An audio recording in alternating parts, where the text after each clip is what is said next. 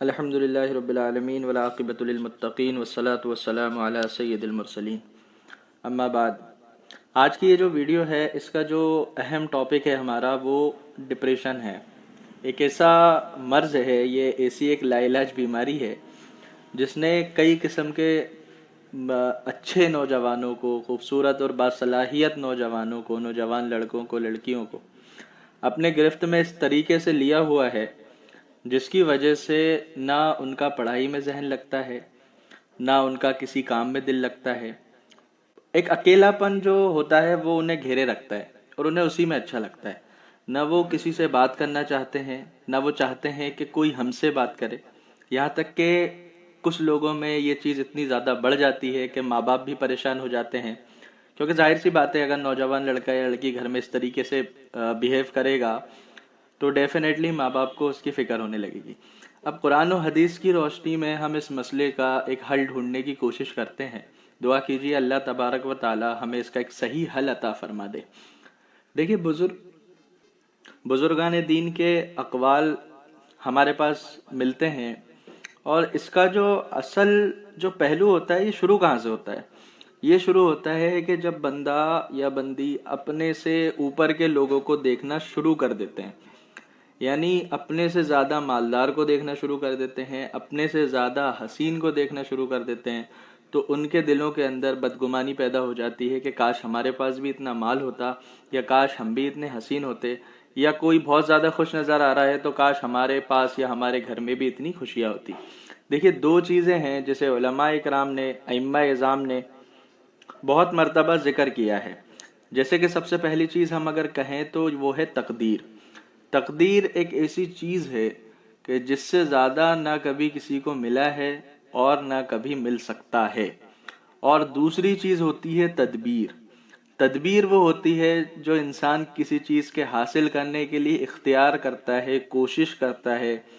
مثلاً دعائیں کرتا ہے، یا پھر دعائیں کرنے کے ساتھ ساتھ صدقہ و خیرات کرتا ہے، الگ سے نماز پڑھتا ہے۔ کچھ لوگوں کے یہ بھی بہت زیادہ مسائل سامنے آتے ہیں آج کل کہ وہ تہجد کی پابندی کرتے ہیں، اشراق کی پابندی کرتے ہیں، چاشت کی پابندی کرتے ہیں، صدقہ و خیرات کرتے ہیں، لیکن ان کی جو تمنا ہے، جو وہ چاہتے ہیں، وہ مکمل نہیں ہو پاتا ہے۔ تو اس کے لیے جو اصل چیز ہے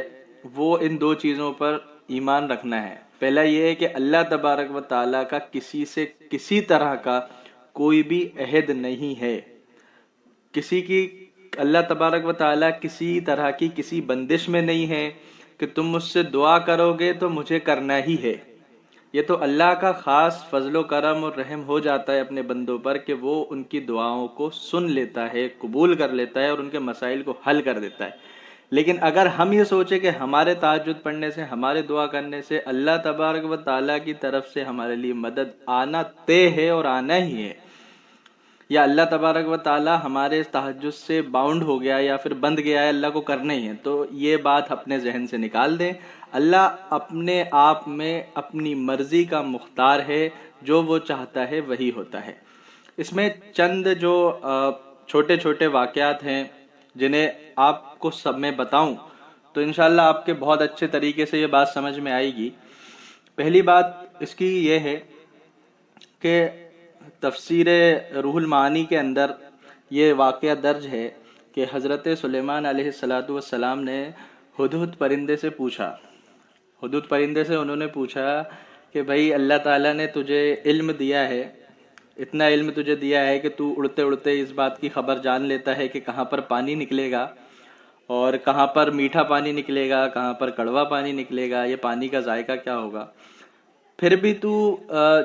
شکاری جب شکار کرتا ہے تو اس کے جال میں کیوں پھنس جاتا ہے جب اللہ نے تجھے اتنی زیادہ دور اندیشی دے کے رکھی ہے؟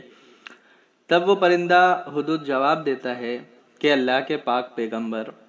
یہ جو اللہ نے مجھے عطا کیا ہے یہ ہنر، جو میں پانی تلاش کرتا ہوں تو کہیں میٹھا کہیں پتلا، مجھے پہلے ہی زمین کے اندر کون سا پانی ہے پہلے ہی پتہ چل جاتا ہے،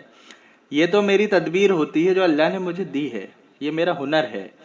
اور جب میں کسی کے جال میں پھنستا ہوں اور کوئی شکاری مجھے قتل کرتا ہے یا پھر مجھے پکڑ کر لے جاتا ہے تو وہ میری تقدیر ہے جس پر میرا کوئی بھی اختیار نہیں ہے۔ اس پر یا تو میں صبر کروں اور شکر کروں یہ میرے لیے زیادہ خوشی کی بات ہے، اور اگر میں صبر و شکر نہ کروں تو بھی میرے صبر و شکر یا میرے کچھ برا بھلا کہنے سے اس میں اللہ کی ذات میں کوئی فرق نہیں آئے گا۔ تو یہ تقدیر کی بات ہو گئی۔ جیسے اور ہم تھوڑا سا آگے چلیں تو حضور پاک صلی اللہ علیہ وسلم کو اللہ نے بیٹوں سے بھی نوازا، اور بیٹوں سے نوازنے کے بعد ہمارے نبی صلی اللہ علیہ وسلم دعائیں بھی کرتے تھے، کئی مرتبہ ان کے لیے صدقات بھی دیے ہوں گے، لیکن اللہ کی مرضی کیا تھی کہ آپ کے بیٹے ہوں گے لیکن وہ دنیا میں زیادہ دیر تک نہیں رہیں گے۔ تو یہ اللہ تعالیٰ کی مرضی تھی، اس میں آپ کا کوئی اختیار نہیں ہے۔ اور ہم آگے چلیں، اگر کسی اور چیز سے سمجھنا ہو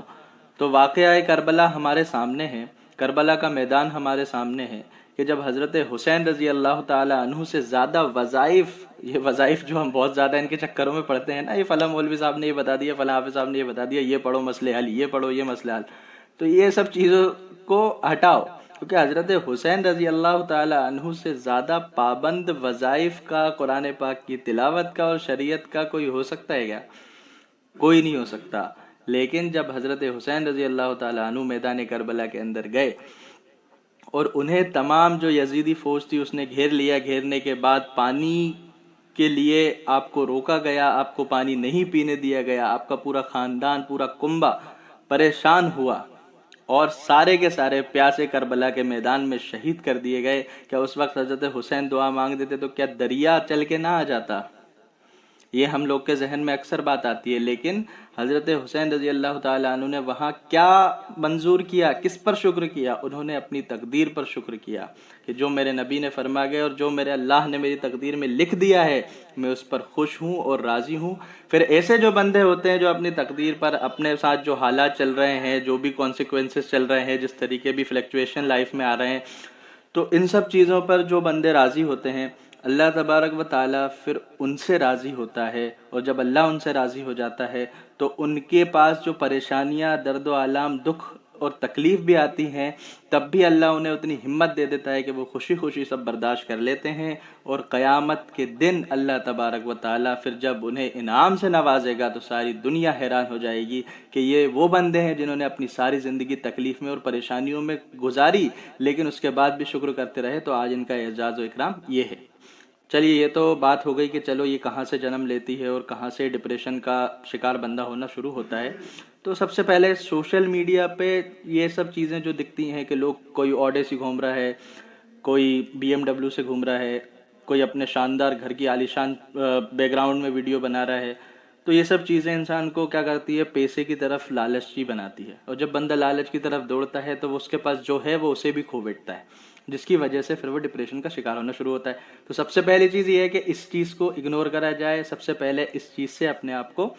بچایا جائے۔ جب آپ اس چیز سے بچ جائیں گے تو انشاءاللہ آپ کا 50% کا پرابلم سالو ہو گیا۔ باقی جو 50% بچا ہے اس کے لیے آپ کو کیا کرنا ہے؟ آپ کو زیادہ سے زیادہ استغفار کی اور اعوذ باللہ کی کثرت کرنا ہے۔ اعوذ باللہ اور استغفار آپ پڑھیں گے، اللہ آپ کے ذہن کو کھولے گا، آپ مسکرانا سیکھیں گے۔ جب آپ نمازوں کی پابندی کرنے میں آپ کا پھر دل کرے گا نماز پڑھنے کے لیے، آپ قرآن پاک کی تلاوت کریں، قرآن پاک کو سنیں، اور جتنے اچھے قاری کی آواز میں سن سکتے ہیں اتنے اچھے قاری کی آواز میں آپ قرآن سنیں، تو وہ آپ کے دلوں کے اندر سکون کو پیدا کرے گا۔ اس سے کیا ہوگا؟ پھر آپ، یہ نہیں کہہ رہا ہوں میں اس سے بہت زیادہ دولت ملے گی، دیکھیے دولت مند انسان کے پاس بھی سکون نہیں ہے، غریب کے پاس بھی سکون نہیں ہے، تو سکون آخر ہے کس کے پاس؟ سکون اس کے پاس ہے جو ہر ایک حال میں، ہر ایک سچویشن میں، ہر پریشانی میں یا ہر خوشی میں اللہ کا شکر ادا کرتا ہے اور اپنی تقدیر پر بھروسہ کرتا ہے کہ میری تقدیر میں یہ تھا اسی لیے یہ ہو گیا، اللہ تیرا شکر ہے، اللہ تیرا احسان ہے۔